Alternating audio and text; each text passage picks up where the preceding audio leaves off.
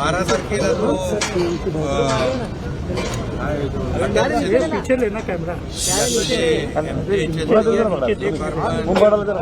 आदरणीय प्रधानमंत्री नरेंद्र मोदी साहेबांची ते उद्घाटन करून इथे येतील या वेदीवर आणि इथे आणखी काही प्रोजेक्ट जे आहेत आपले प्रकल्प या प्रकल्पाचा रिमोटद्वारे देखील लोकार्पण होईल आणि व्यवस्था जी आहे नियोजन व्यवस्थित मोदी साहेबांच्या कार्यक्रमाला लाखो लोक येतील आणि त्यांची व्यवस्था नियोजन संबंधित सर्वजण हे खाली वाक ना त्याची सगळी तयारी या ठिकाणी खरं म्हणजे हा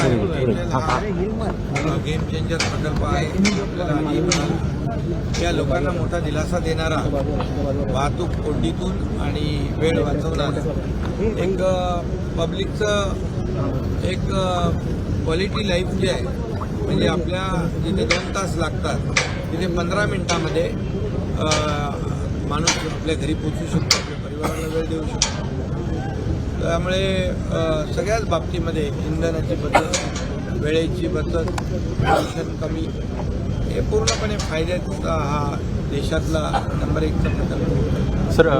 सर्व तयारी 12 तारखेला नेमकं कुठल्या प्रोजेक्टचं उद्घाटन होणार?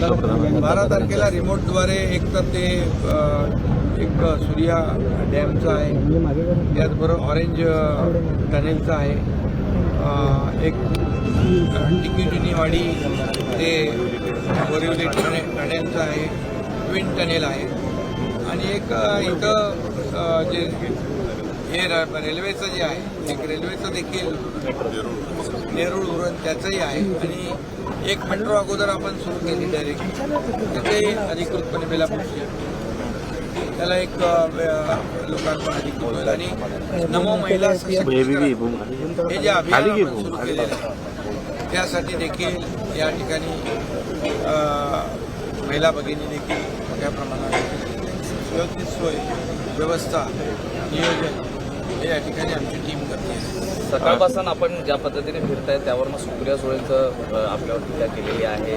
चहल यांना त्यांचं काम कळतं मुख्यमंत्र्यांनी त्यांच्या कामात नाही खरं म्हणजे डीप क्लीन ड्राईव्ह हा मुख्यमंत्र्याचा एकट्याचा कार्यक्रम नाही आहे. आम्ही आधीच सांगितलं की हे मुख्यमंत्री असतील किंवा राज्य सरकार आहे किंवा मुंबई महापालिका आहे एवढं मर्यादित काम आम्ही ठेवलेलं नाही. डीप क्लीन ड्राईव्हमध्ये एक लोक चळवळ एक पब्लिक मुवमेंट व्हावी आणि म्हणून त्याप्रमाणे लोक सहभागी होतात. आज मरीन ड्राईव्हला खूप मोठ्या प्रमाणावर लोक त्यामध्ये सहभागी झाले आणि त्यामुळे लोकांचा सहभाग वाढतोय. त्यामुळे विरोधकांचा देखील थोडासा एक त्रास त्यांना होतोय. त्यांना जे काही या प्रकल्पाच्या बाबतीमध्ये कसं आहे प्रकल्प जेव्हा कुठलाही अभियान जे आहे जेव्हा यशस्वी होत जातं त्यावेळी त्याच्यावर टीका करण्याचा प्रयत्न लोक करतात. परंतु माझं तर त्यांना सगळ्यांना सांगणं आहे की मुख्यमंत्र्यांची एकट्याची अभियान नाही आहे. त्यांनी सगळ्यांनी सहभागी व्हावं. मोदी साहेबांनी 2015 साली झाडू हातात घेतला स्वच्छ भारत अभियान सुरू केलं त्यावेळेस त्यांच्यावर टीका केली फोटो सेशनची.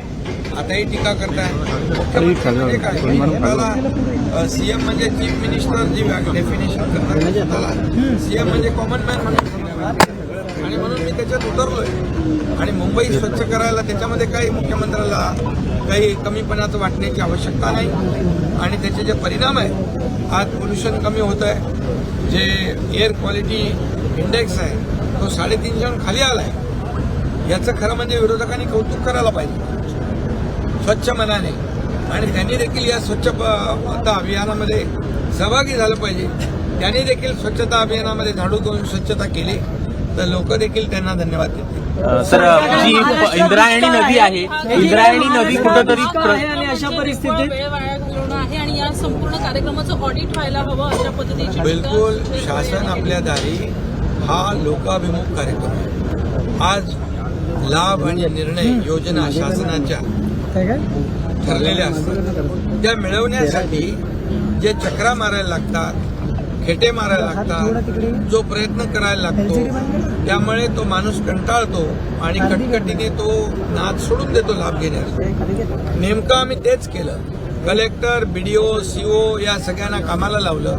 लाभार्थी शोधण्याचं काम त्यांनी केलं आणि लाभार्थी शोधून त्या ठिकाणी एकाच छताखाली त्यांना बोलवून त्यांना अगदी त्यांचा मान सन्मान राखून त्यांना लाभ दिला. ट्रॅक्टर दिले, घराच्या चाव्या दिल्या, पॉवर टिलर दिलं, हार्वेस्टर दिलं, सगळं शेतीला लागणारी अवजारं दिली आणि योजनांचे लाभ आम्ही प्रत्यक्ष त्यांना दिले.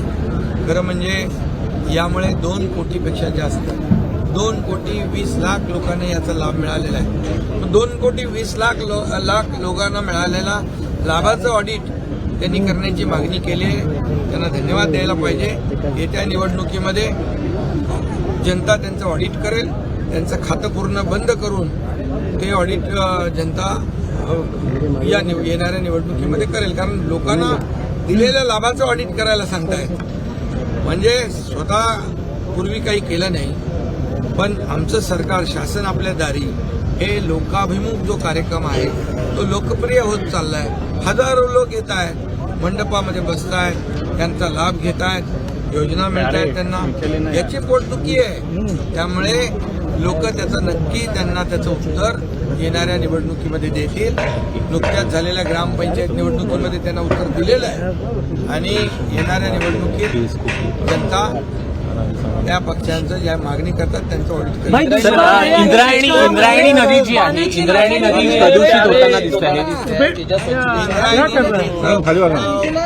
DPR केंद्र सरकारला पाठवणार. लवकरात त्याचं प्रदूषण कमी करण्यासाठी आम्ही प्रयत्नशील आहोत. जसं हे डीप क्लीन ड्राईव्ह आहे तसं नद्या शुद्धीकरणाचं देखील प्रकल्प राज्य सरकारने टप्प्याटप्प्याने हाती घेतलेला आहे. हे पाणी जे आहे हे पाणी आपण म्हणालात काय दुष्काळ आहे आणि पाण्याचा नासाडी केली का त्याचा विरोधक म्हणता आहे, टीका करतायत. पहिली माहिती घेतली पाहिजे. हे वापरात येणारं पाणी कसं आहे? हे पिण्याचं पाणी नाही, हे रिसायकल केलेलं STP वॉटर आहे आणि ते पाणी धुण्यासाठी योग्य आहे. रस्ते धुण्यासाठी आपण ते वापरतोय, पिण्याचं पाणी वापरत नाही. त्यांना थोडं तुम्ही सांगा, त्यांच्या थोडं त्यांना बुद्धीमध्ये त्यांना ही माहिती घाला. 100 टँकर मागवून